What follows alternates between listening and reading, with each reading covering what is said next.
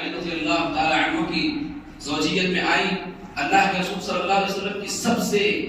پیاری اور سب سے دلاری بیٹی تھی، لیکن جب شوہر کی خدمت کی بات آئی تو حضرت علی رضی اللہ تعالی عنہ کی اتنی خدمت کرتی تھی کہ وہ سیدۃ النساء اہل الجنہ بن گئی، اور گھر کے کام کاج بھی کرتی تھی، اور اس قدر کام کاج کرتی تھی کہ ان کے ہاتھ میں چھالے پڑ جاتے تھے، ان کے پاؤں میں چھالے پڑ جاتے تھے، اتنی زیادہ محنت کرتی تھی۔ ایک دن ایسا ہوا، اسی محنت سے تنگ آ کر اللہ کے رسول صلی اللہ علیہ وسلم کی دربار میں حاضر ہوئی۔ نبی صلی اللہ علیہ وسلم موجود نہیں تھے۔ حضرت عائشہ رضی اللہ تعالی عنہا سے اپنا پورا مدعا بیان کیا اور کہا کہ نبی صلی اللہ علیہ وسلم کے پاس قیدی آتے رہتے ہیں، اور ان سے کہیے کہ ہمارے لیے ایک قیدی کو مختص کر کے ایک غلام میں بنا لو۔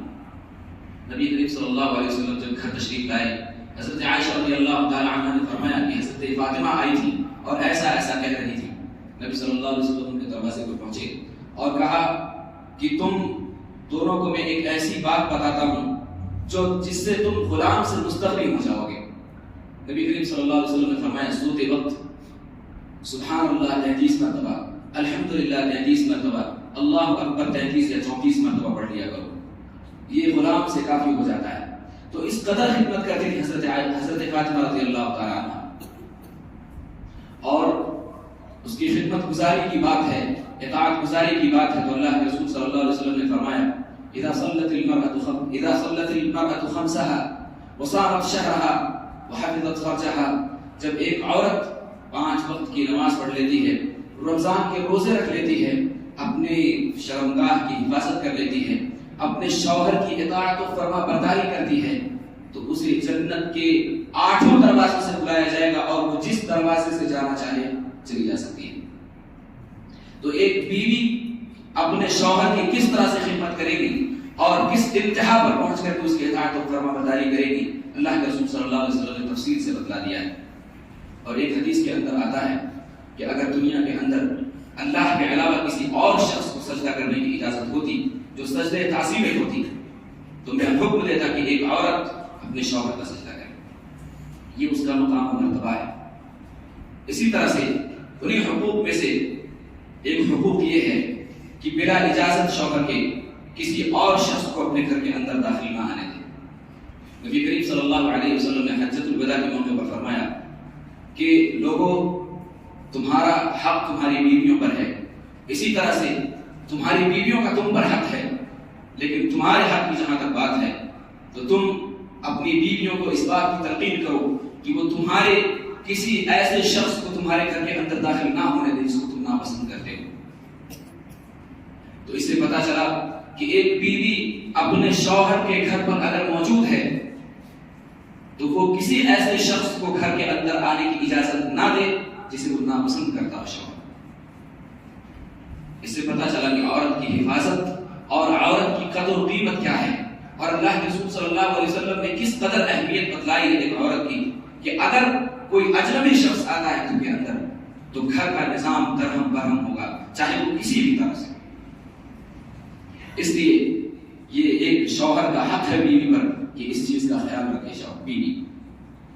اس کے بعد ایک تیسرا حق یہ ہے کہ عورت بلا اجازت نفلی روزے نہ رکھے۔ اگر شوہر موجود ہے تو ایسی صورت میں عورت نفلی روزے نہ رکھے بغیر اجازت کے، اجازت لے کر کے روزہ رکھ سکتی ہے،